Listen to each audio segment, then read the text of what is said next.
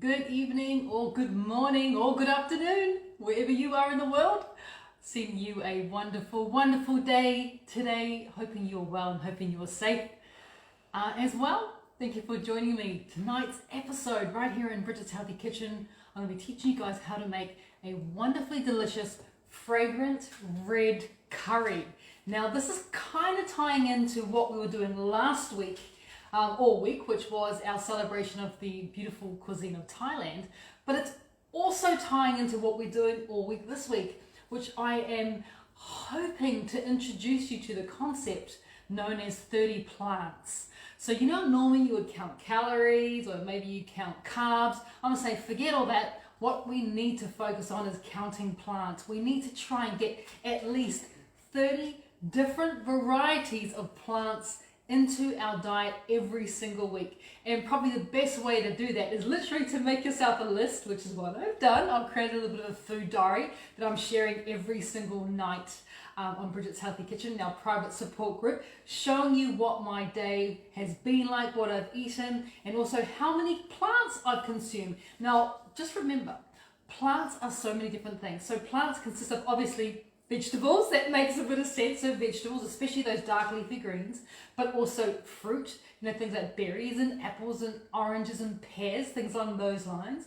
But you can also count all your herbs and your spices, or your nuts and all your seeds as well. They all count and go towards your 30 plants.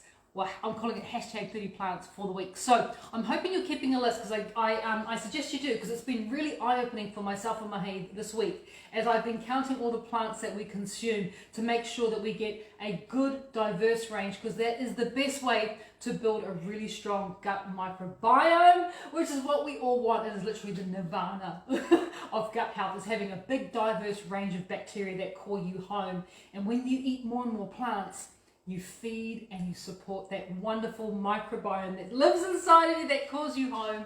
And when it's healthy, so are you. So 30 plants. If you haven't seen it, have a little check back on our support group. I've shared a couple of different recipes, and now of course tonight we're doing a red curry. So I'm going to teach you guys the base of the curry, but then you can literally put in whatever flavors you want. If you wanted to make, say, a chicken curry, 100% you can do that. If you want to make a prawn curry, absolutely. If you wanted to make a tofu curry, there you go, another plant you can get into your diet.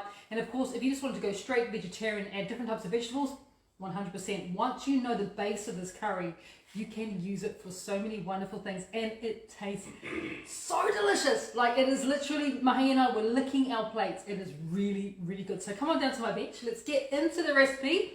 Very excited by 30 plants, I have to say. I'm very excited. It is such a marvelous thing to do for your health when you start looking at it in terms of how many plants can I eat? What sort of varieties of plants can I eat? So for our curry, there is a few different plants in it, you'll be happy to know. The first plant that we're going to talk about is actually the chili here. So I've just got some dried chilies. You want to have dried chilies ideally for this one, because it will help the curry to give it its red color.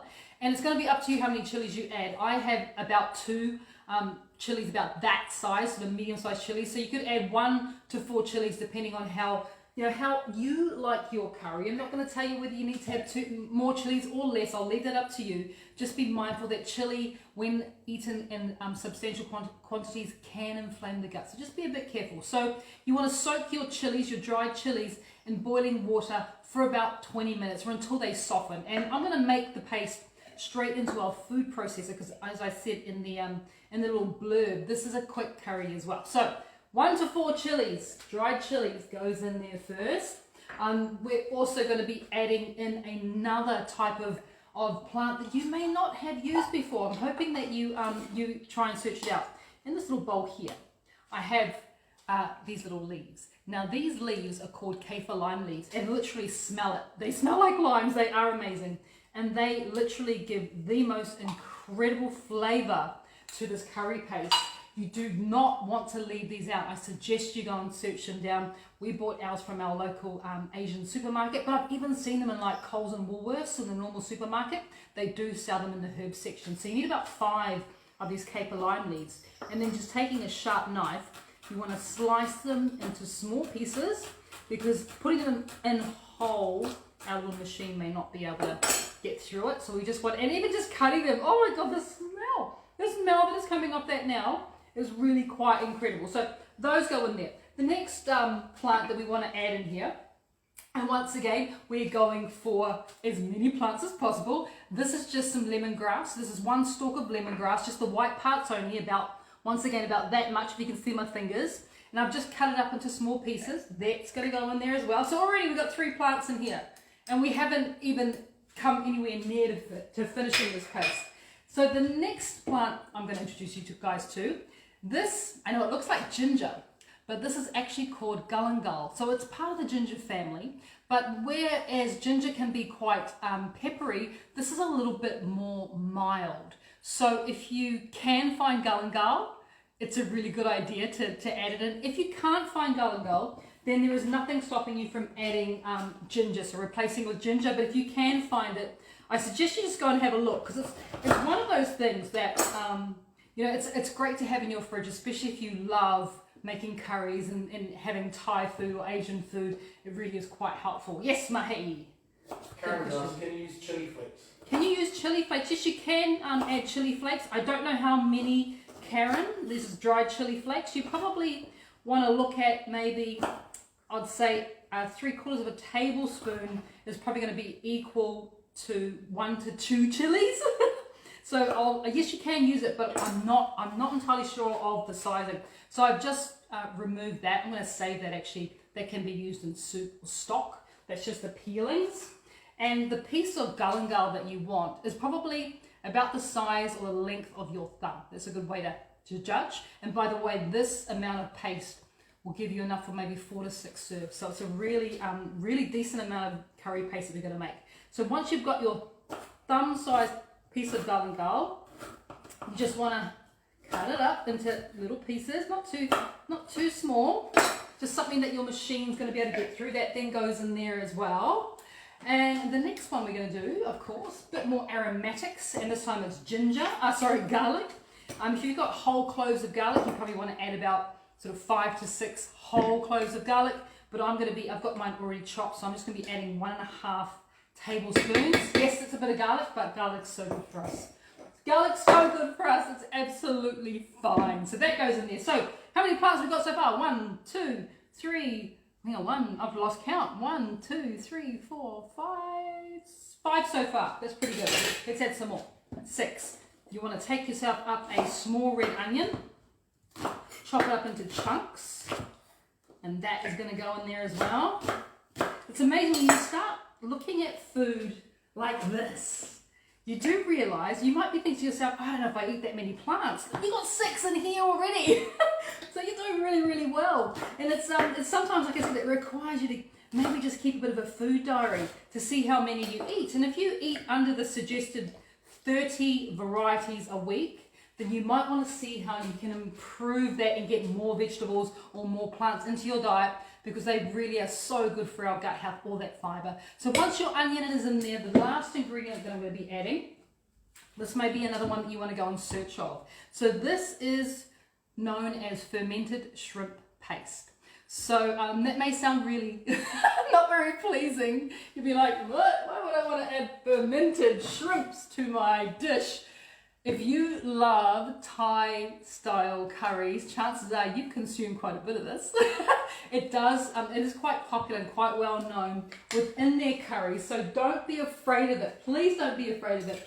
It does have a funky smell. Look at it. It looks funky, it smells funky. I took the lid off, our son left the kitchen. He's just like, can't handle this.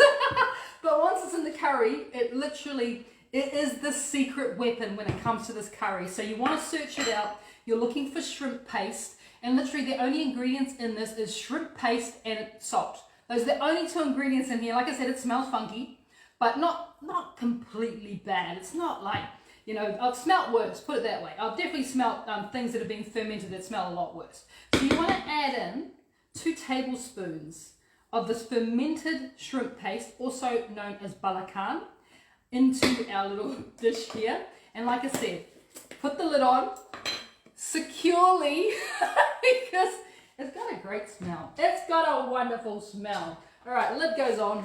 Let's make our paste.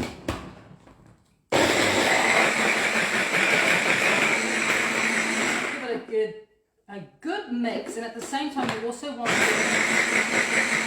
potentially you may need to go along and just kind of scrape down the sides just in case, because you want it to be literally coming into a paste. At the moment mine has still got quite a few sort of large pieces which we don't want, so you definitely want it to look like a paste.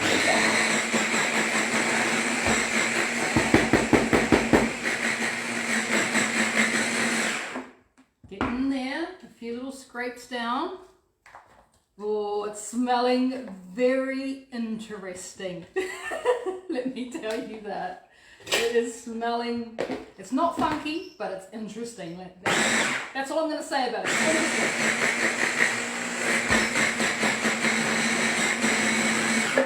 Alright, so it's looking pretty good. It's looking pretty paste-like, as you can see. So I'm happy with where it's at. I'm going to just pop that off to the side just for a second, and we're going to deal with the I suppose the filling that we're going to be putting into our curry today. So as I was saying, there's a few little options that you could choose. You could choose what I have in here, which is extra firm tofu. In fact, tofu in this curry is phenomenal. So if you were choosing this, that's another plant that you're adding into your diet. And of course, tofu is from soybeans. Now I'm using a organic tofu. If you can find organic, definitely better than some of the other soy tofu products out there, because it can have a few nasties in it if you're not choosing an organic or a GMO free soy. So my tofu, as you can see, is really firm. Look at that, it is really, really firm. So you want to go for the extra firm tofu, because that's obviously the one that's going to hold up really well in your curry. And then you can just slice the tofu into either bite-sized chunks, about that size. I like it quite chunky, or you can you can put it in a little bit smaller, and you're looking at around about 400 grams of whatever kind of protein or filling that you choose. So that's one filling. You could also look at doing something with king prawn tails, something like that. And once again, you're after around about 400 grams. If you want to add chicken thigh, just chop the chicken thigh up quite into bite-sized pieces, probably about the same size as the tofu there. And once again, you're after around about 400 grams. You could also use beef rump as well, so something that cooks quite fast and quite tender, so beef rump would be really good. And once again, you're after about 400 grams. But the other thing that you could do that I really want you to consider is maybe you want to get like broccoli, or what's another green vegetable, zucchini or asparagus or fennel or something along those lines. Once again, chop them up into the same size pieces, and there's nothing stopping you from creating a pure vegetarian curry out of this as well. So tonight I've decided to do a combination. I'm actually going to add those prawns there, because I've already had them on the bench. So I'm going to add the prawns, and I'm going to add the tofu. So because I'm adding prawns, I'm going to start by cooking the prawns. And this all happens really quickly, by the way. This does not take long. It's such a quick dish, and it's quite surprising how quick, I get a clean spoon, how quick it all comes together once you've made your paste. And of course, you could totally make that paste and then put that into plastic bags and put that in the freezer. That would last, for as long as you want. So you could make the paste in advance if you really wanted to. So into our pan here, I'm just going to add in 2 teaspoons of coconut oil. You could also use avocado oil. There's another plant for you to add to your diets, but in the form of avocado oil. And as well as that, I'm also going to be adding in some sticky sauce, Bridget sticky sauce. So what have we got in here? We've got tamari, which comes from soy. So we've got a bit more soy. We've also got limes, there's ginger, there's garlic, there's apple cider vinegar. Those are all plants. So you're adding even more plants with this sauce here. And I'm adding 2 tablespoons of the sticky sauce goes in. Close it up. And once you've got a little bit of a sizzle going here, a little bit of a sizzle. I'm doing this all on medium to high, by the way. Bit of a sizzle. Just add in your prawns, obviously your peeled prawn tails. And let them begin to do their thing. It doesn't take long, so don't walk away. Just kind of hang around, because they will be really, really, really soon. Like that. If you are using beef, this is when you'd be cooking the beef. If you're doing chicken, this is when you'd be cooking the chicken. I wouldn't even bother to cook the vegetables, to be honest. They can get cooked straight into the curry. And the same with the tofu. That's already pre-cooked. So I'm not even going to bother to do this step here. If you're doing vegetable or tofu, it can literally go straight into the curry sauce once it's ready. So this is smelling amazing. Amazing. And we're not going to add any salt because there's already enough salt in there because of that shrimp paste that we added as well. So you want to kind of 3/4 cook your prawns. So they've still got a bit of a bite. And once they've kind of gone from being that kind of, translucent colour to going a little bit pinky or a little bit more orange, I'm happy with that, and it's time to just pop those off into a little bowl, and we'll come back to them in a second. So we're going to throw that back onto the heat. Same temperature too, by the way, so medium to high. And then we're going to take all this amazing paste, and that is just going to go straight into the base of our pan. So all the flavours that were in there previously, from the prawns and the sticky sauce and that coconut oil, we're not wasting any of it. We're absolutely going to make the most of everything flavour-wise that we've got going on here. So you're going to want to give it a bit of a stir and then let it begin to cook. I'm standing back because the chilies are starting to work. And as soon as that chili has hit the heat, what I'm getting is quite a sharp aroma coming from my pan, which is just what you want. And you want to leave this to cook for a couple of minutes. And what you're ideally looking for is you're looking for a change of colour within this paste, within this curry paste, a change of colour. And it will take a couple of minutes, and as well as change of colour, you're also allowing all those flavours, from the galangal and from the lemongrass and all those wonderful flavours, kaffir lime leaves, you're allowing them to come to life. So this is the moment where it all starts, all the good stuff starts to happen as soon as we get that wonderful little heat going. So after a couple of minutes, and it's smelling really, your kitchen will be smelling so good now. So this is the perfect time for you to add the next ingredient. And I've actually got this ingredient in my little plastic bag here. So this is my roasted tomato sauce. The recipe is in the green book and more from Bridget's Healthy Kitchen. And this is how I store. I make lots of tomato sauce and then I freeze them down in bags. So I've always got tomato sauce ready to go. And you're going to be adding about 200 grams, which is about 14 ounces of tomato sauce, which is about that much. Tomato sauce goes in there. Give it a bit of a stir. I mean, there's already it just shot out. Woohoo! There's already so many awesome flavors going on in that tomato sauce. And now you have just combined it with that amazing curry paste, and you have a flavor bomb going on here right now. It smells so incredibly good. And of course the tomato sauce is also going to help us to give it a bit of texture. There's some more vegetables some more plants we've added in there, so now we've got tomatoes in there as well.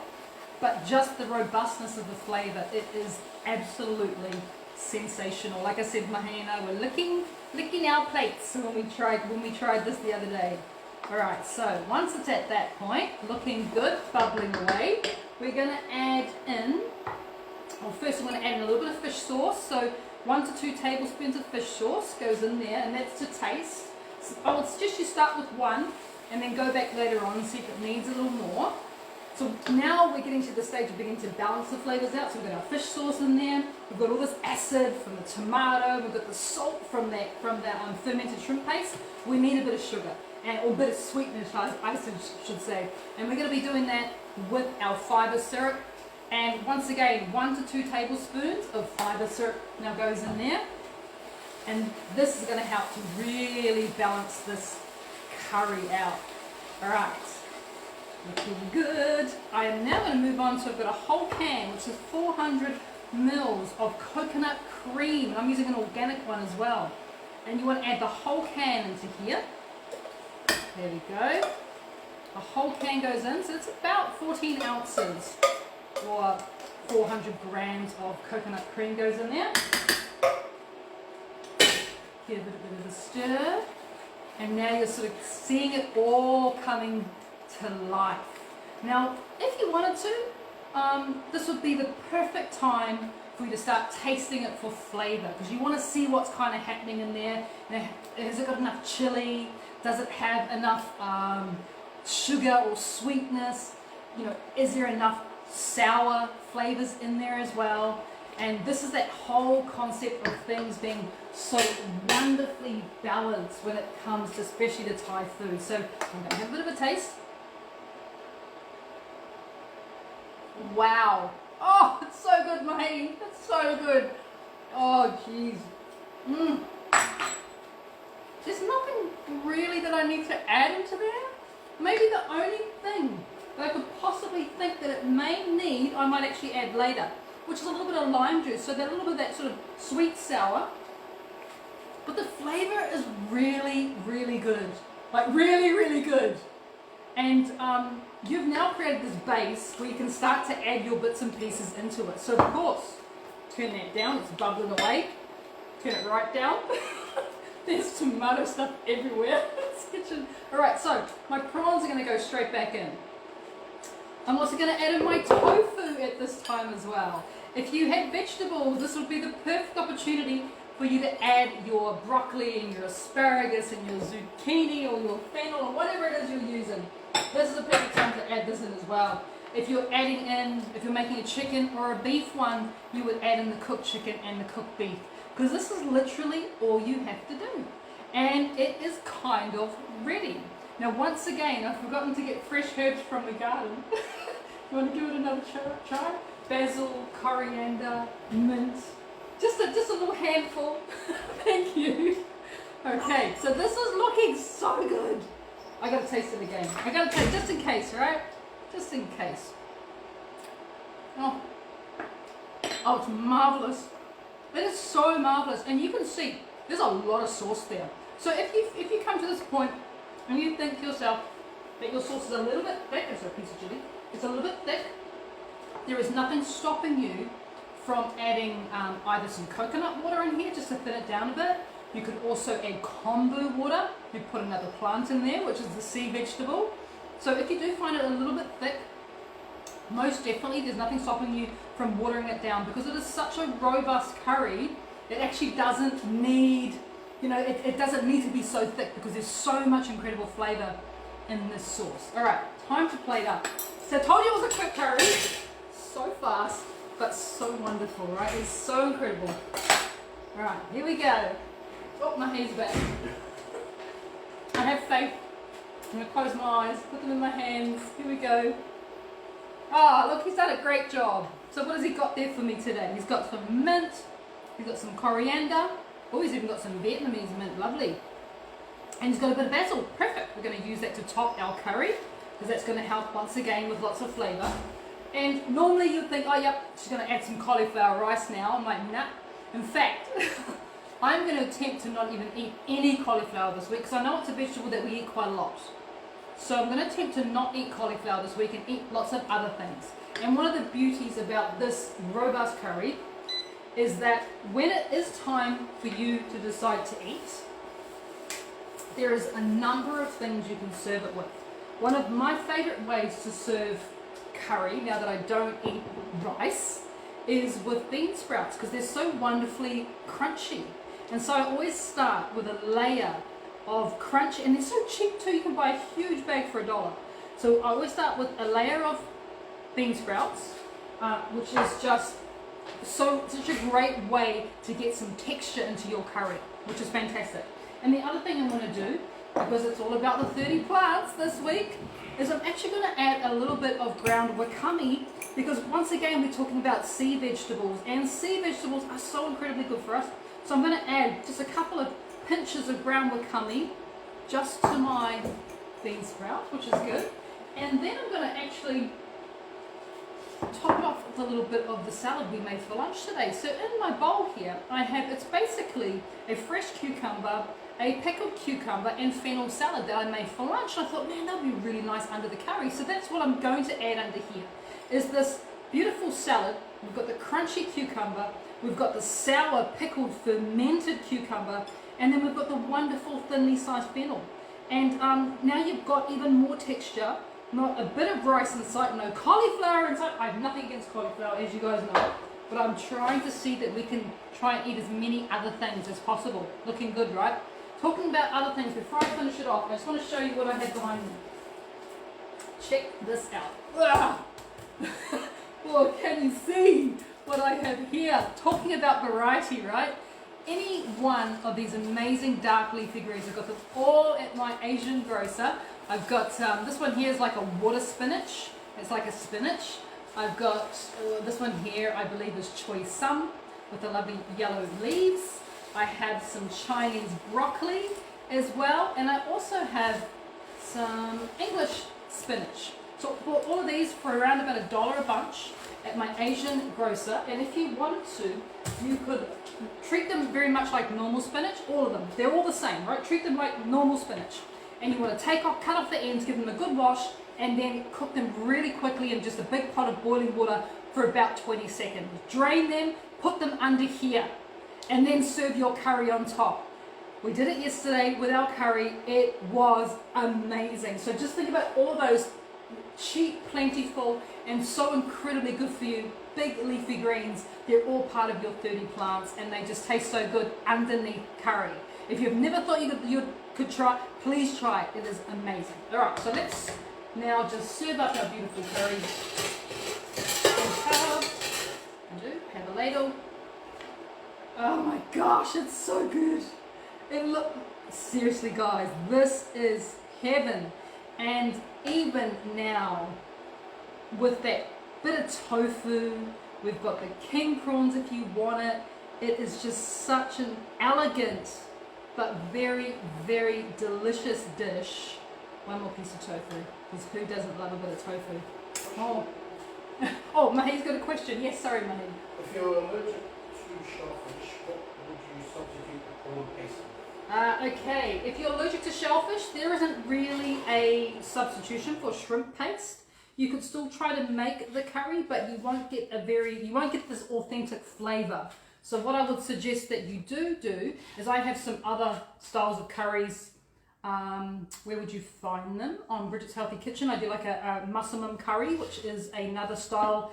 I think I do another red curry as well, and they don't have shrimp paste. So I would actually try and make a different version, because this curry really does live and die with that amazing flavour that you get from the shrimp paste. So I would possibly try and make something out. If you have an allergy, then this might be one that you may skip and try and do another type of curry. So now I'm just adding these beautiful leaves that Mahi so kindly picked for us. I do this all the time. I always think to myself, I'm going to pick the herbs just before I go live, and then I forget. I'll try and remember next time. But look, Mahi does a great job. We have all these wonderful herbs now. So now we've added even more plants to our 30 plants a day. But looking at that, how good does that look? That is a feast that you have right there. It doesn't take long. You can mix and match it with pretty much anything you want. You don't have to worry. Ooh, there we go. You don't have to worry about having to make cauliflower rice or anything like that, when you have something as wonderfully simple and very, very versatile, which is what I really love about it. It's extremely versatile. Now, actually, what I really love about it, it tastes really, really good. Okay, here's my fork. Let's have a little bit. I want to try the tofu with it. I've tried it with the prawns before, but now it's time to try it with the tofu. I reckon it's going to be fabulous with that sauce. It is amazing. In fact, I might actually enjoy it with the tofu more than with the prawns. It's a big call, but what I'm tasting here is pretty amazing. It's pretty delicious. I'm going to go in for one more, and it just melts in your mouth. Absolutely, but definitely go for that firm tofu, because even though I haven't really added any heat to it, it's gotten very soft. Like I said, that just literally melts in your mouth. That's why it's such a nice idea to have that cucumber with a bit of herbs on it, because now you've got crunch. This is sensational. I'll be sharing it tomorrow as a PDF for anyone who would like it on Bridget's Healthy Kitchen. keep an eye out tomorrow. But in the meantime, take a little trip to your local Asian supermarket. Maybe you're looking for shrimp paste, which are also known as belacan. Very, very widely available. Even some supermarkets have it because it's very, very popular.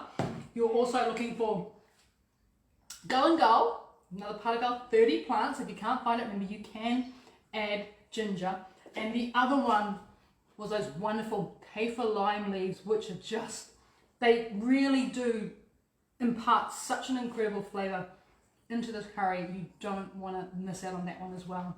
So I hope you've enjoyed tonight's class. I have enjoyed tonight's class. As I said, I'll share with you tomorrow the PDF so you can download your own version.